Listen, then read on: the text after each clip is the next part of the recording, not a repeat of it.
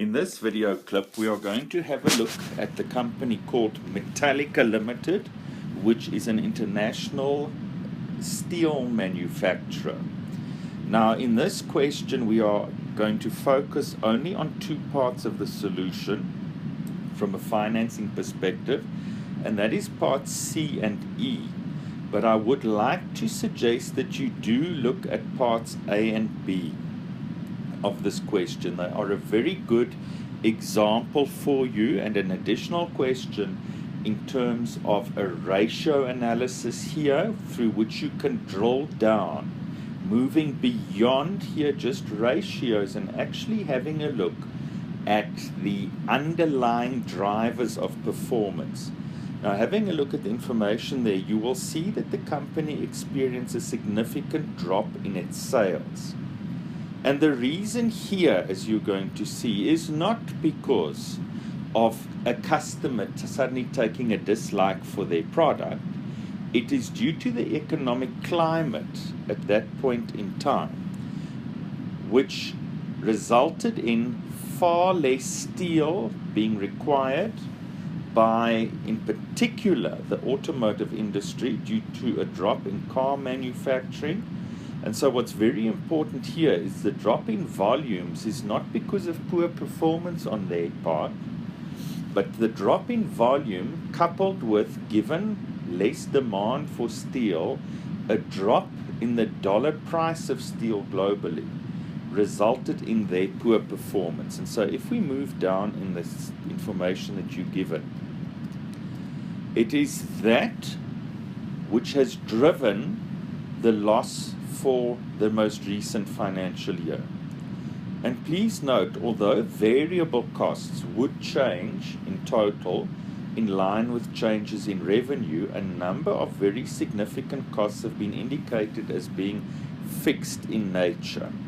And so because of that, I would like to draw your attention to the fact that we would experience a loss for a year such as this, given that cost structure as I referred to. Now you can see there was a drop in, firstly, the steel manufactured, but also quite a significant drop in the steel sold. And as I said to you, that coupled with lower steel prices is what drove the poor performance. Now, moving on to the further information that you are given here, you are given information regarding the equity and liabilities, and then later on you are given information regarding the shareholding in the company. Right. Now, what is important here is to note that the internally generated goodwill has been incorrectly capitalized and recognized, and that you would, for any kind of assessment here in terms of measuring returns, wish to exclude that goodwill. So you would write it off against the equity before doing any ratio analysis. Right, then please note that Metallica defines return on invested capital in a particular way. Companies do this in practice, as there is no hard and fast rule as to what a particular ratio might look like. But here, please note that you have been given a specific way in which this ratio has been defined, and that you please apply that in measuring the ratio. And then, very, very important is the detail regarding the shareholding in Metallica.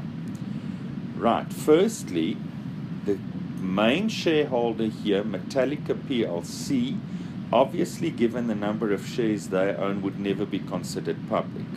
Neither would the director of Metallica PLC, being Mr. Lakshmi Metallica. And what we then would need to test is whether Sanlam is public based on the percentage interest which they have. The chief operating officer of Metallica is likely not to be considered public, given the job that she has, and being a business associate of a director here, she can be easily influenced. And then, as you see in the information just below that, The employees of Metallica have restrictive conditions on the trading of their shares. Right, and because of that, their shares are also not considered public.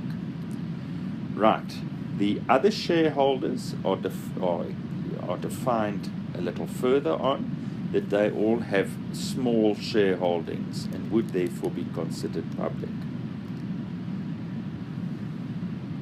Right, now, the second issue then, measuring in terms of the listing requirements, whether we are meeting the requirements currently given the shareholding, we are going to then have a look at a decision to replace a fleet of delivery trucks which are stationed at the Vanderbilt Park production plant.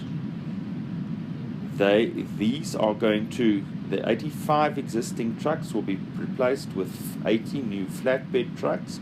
You are given the cost of each, and you are told that at the end of 8 years that those trucks can be sold off. 3 financing options have been identified. The first is a rights issue, which would be a solely equity approach.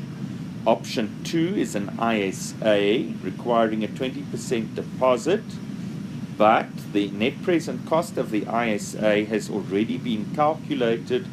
It has been calculated correctly, with one important note there. Please take note that the initial inflow resulting from the financing obtained was not brought into the calculation of that NPV.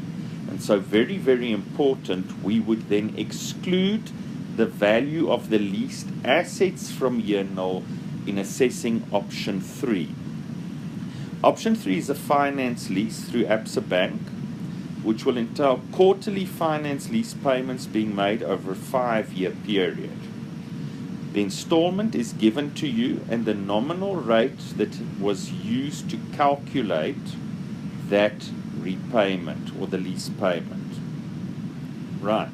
At the end of the lease term, a residual value of 20% will apply based on the initial cost price, and this will be paid to obtain ownership of these vehicles. Very, very important, because this is a form of debt funding. If we are to go in terms of Part E of the required and assess the NPV of option 3, then you are going to need to discount those cash flows. Remember, the cost of debt is used in a case like that, which represents the normal borrowing cost of the company, and that is 9.5% compounded monthly. Right.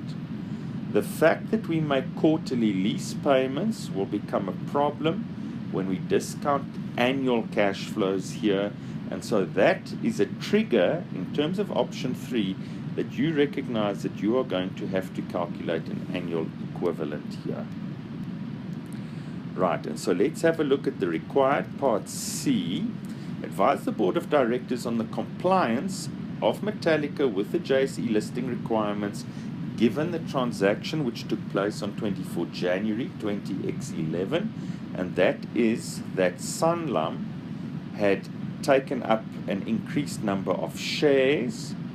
And then in terms of Part E, determine which financing between options 2 or 3 solely, not looking at option 1 here, is the most beneficial if annual cash flows are to be discounted here. Now, as I said to you earlier, we are going to focus firstly on Part C of the solution. And that is that after Sanlam, who prior to 24 January 20x11 owned less than 10% of the shares, acquired the increased number of shares that they did, they no longer comply with the 10% or meet the 10% rule in terms of owning less than 10% of the shares then being considered public. So in the middle paragraph there, which starts off with the reason for this is there you will see Sanlam, prior to 24 January, owned 8% of the issued shares. However, when they took up the additional shares on that day, their shareholding increased to 15.5%. They are no longer considered public, and because of that, the company, Metallica Limited, no longer meets the JSE listing requirements. And so please take note on the next page, in terms of the top bullet there, that you will be given, or Metallica will be given 2 months to rectify this. If they do not, their listing will firstly be suspended, and a risk exists that it later could be terminated as well. So that is a very good application of the definition of public. And then turning to Part E. Firstly, you need to recognize that discounting annual cash flows poses a challenge here in Part E for the lease, given that the lease payments are quarterly. And so we will need to annualize those lease payments at a rate derived from the cost of debt. Remember, the normal borrowing cost here is 9.5% compounded monthly, which then gives an effective rate of 9.92%.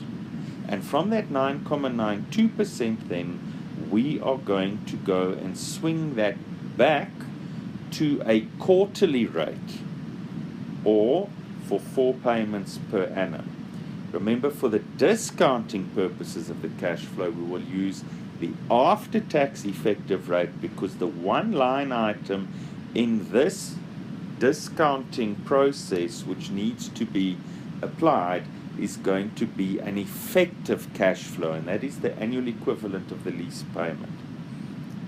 Right, and so we will discount that on an after-tax basis at an after-tax effective rate, which is the 7.145% rounded off. So the principle here is to firstly take the effective rate to a nominal rate, but for 4 payments a year, and that is 9.575%, and to then set your calculator on 4 payments a year, and using that rate to then shift. Now remember, because each of these lease payments are equal in size, you can shift them at the same time, all 4 payments, using your payment function to an annual equivalent in this case. And so that is then indeed what we are going to do. So let's have a look at the calculations then on the last page here. Shifting the 4 payments of 4.458 million, we get a future value. You could alternatively, of course, have taken them to a present value, but at that rate of 9.575% nominal for 4 payments a year, we then, in this example, as I said here, get a future value of 18.484 million. Remember, this is an effective cash flow. It is no longer nominal, and hence the need to discount the after-tax cash flows here at an after-tax effective rate. Right. Very important here as well is at the end of year 5, the company takes ownership of these assets and therefore is entitled to any kind of tax deduction beyond year 5 which an owner of those assets would be allowed to claim. Because this is assumed to be a once-off decision, you are able to compare, without making any change here, an NPV resulting to 8 years cash flows versus the NPV in option 2 that was provided.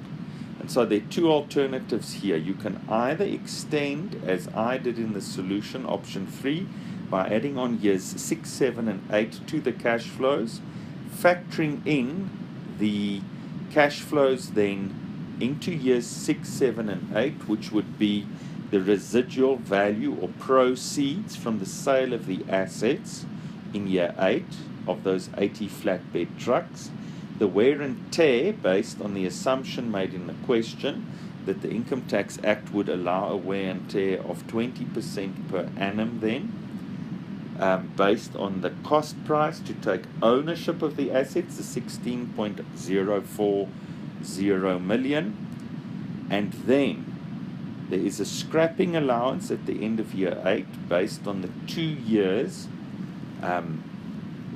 tax allowances which have not yet been deducted versus the 5 million proceeds from the sale of the assets. And so that gives us a scrapping allowance here of, on an after-tax basis, 396,480 Rand. And then the lease payment, please note here, the tax on the lease payment is a very crucial issue in this question. The tax on the lease payment can never be on the annual equivalent, because that is not the amount actually incurred on the lease. It is merely a function of discounting. And so the lease payment here is based on the actual lease payments in total for the year, which would be 4 times the 4.453 million. So please take note of that, and that is a very crucial issue then to be aware of. And then finally, discounting at the after-tax effective cost of debt to determine what the NPV is, and then to compare that against the net present cost for option 2.